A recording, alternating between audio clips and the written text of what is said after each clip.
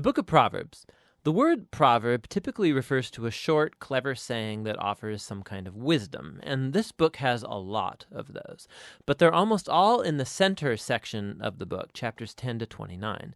But there is way more going on in the Book of Proverbs, especially at the beginning, chapters 1 through 9, and the conclusion, chapters 30 and 31. The book's been designed with an introduction, chapter 1, verses 1 through 9, and it first of all links this book to King Solomon. Now remember the story in 1 Kings chapter 3. Solomon had asked God for wisdom to lead Israel well. And so Solomon became known as the wisest man in the ancient world. And we're told in 1 Kings chapter 4 that he wrote thousands of proverbs and poems and collected knowledge about plants and animals. So Solomon was like the fountainhead of Israel's wisdom literature. So while not all the material in this book is written by him personally, he is where Israel's wisdom tradition began. The introduction says that by reading this book, you too can gain wisdom. Now, wisdom for most of us means knowledge, but the Hebrew word chokhmah means much more than just mental activity. It refers to action also. So think skill or applied knowledge. This is why back in the book of Exodus, chapter 31, it was artists and craftsmen in Israel who were said to have chokhmah. So the purpose of this book is to help you develop a set of practical skills for living well in God's world. And this gets linked with another key idea in the introduction, the fear of the Lord. Now, fear here is not about terror. It's about a healthy sense of reverence and awe for God and about my place in the universe. It's a moral mindset that recognizes I am not God and that I don't get to make up my own definitions of good and evil and right and wrong. Rather, I need to humble myself before God and embrace God's definition of right and wrong, even when that's inconvenient for me. Now, this introduction leads us into the first main section of the book, chapters 1 through 9, which also doesn't contain short one-liner proverbs. Rather, what we find here are 10 speeches from a father to a son about how the son should listen to wisdom and cultivate the fear of the Lord and live accordingly, which means a life of virtue and integrity and generosity, all of which lead to success and peace. The father warns his son also about folly and evil and stupid decisions that will breed selfishness and pride, all leading to ruin and shame. And so the son should make the pursuit of wisdom and the fear of the Lord his highest goal in life. And this way of thinking, it forms the moral logic of this entire book.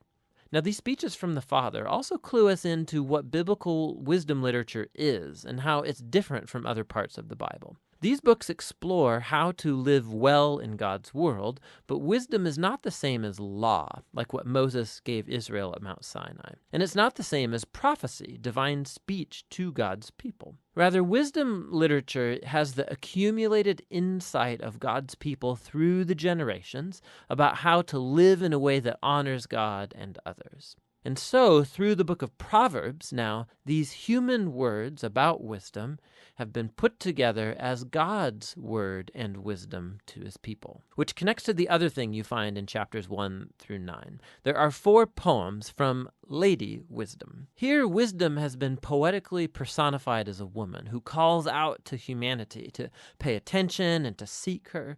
Wisdom says that she is woven into the fabric of the universe, and so wherever you see people making wise decisions, they are relying on her. So you see someone being generous or having sexual integrity or upholding justice. They are drawing on wisdom. These Lady Wisdom poems, they're a creative, poetic way of exploring this idea that we live in God's moral universe, and that goodness and justice are objective realities that we ignore to our own peril. And so fearing the Lord, living wisely, it's living along the grain of the universe. Now together, these 2 sets of speeches from the Father and Lady Wisdom, they make a powerful claim about this book, that you're not simply reading good advice, you're reading God's own invitation to learn wisdom from previous generations. And so in the next section of the book, chapters 10 through 29, we find hundreds of ancient proverbs, and they apply wisdom and the fear of the Lord to every life topic you could imagine: family, work, neighborhood, friendship, sex, marriage, money, anger, forgiveness, alcohol, debt, everything. And these are all filtered through the value system of Proverbs 1 through 9. Now, these Proverbs, they're all pretty short. They're easy to memorize. And actually, this section of the book is meant to become a reference work that you return to time and time again throughout the years, which raises some important issues in learning how to read these Proverbs. First of all, Proverbs are by nature about probabilities. So you fear the Lord and you make wise, good choices, things will likely go well for you. And if you don't fear the Lord, you're foolish, your life will likely not go so well. Now, that is all often true, but not always. Which leads to the next point, that Proverbs are not promises. They're not formulas for success. So, some Proverbs, for example. The fear of the Lord prolongs your life, but the years of the wicked are cut short.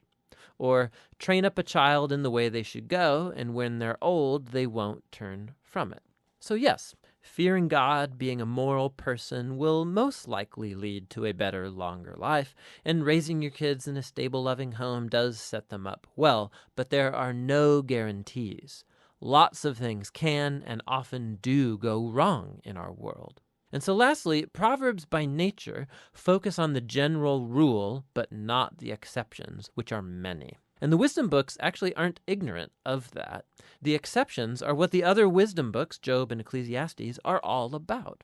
And together, these acknowledge that life is too complex for simple formulas, which is why we need all of the wisdom books together to get the bigger picture. This all leads to the final section of the book, two large collections of poems. First, poems from a man named Agur, who begins by acknowledging his own ignorance and folly and his great need for God's wisdom. And then Agur discovers that divine wisdom has been given to him in the scriptures, which teach him how to live well. And so Agur is put before us as like a model reader of the book of Proverbs, somebody who's always open to hearing God's wisdom through the scriptures. The final poems are connected to a man named Lemuel. He's a non-Israelite king, and he passes on the wisdom that was given to him by his mom. It's guidance for being a wise and just leader. And then the final poem is an acrostic or an alphabet poem where each line begins with a new letter of the Hebrew alphabet. And the entire poem's about the woman of noble character. It depicts a woman who lives according to the wisdom of Proverbs and stands like a model of someone who takes God's wisdom and then translates it into practical decisions in everyday life, at work or at home, in her family and in her community. So the book opened with words from a father to a son about listening to Lady Wisdom, and so now the book closes by offering the words of a mother to her son about a woman who lives wisely.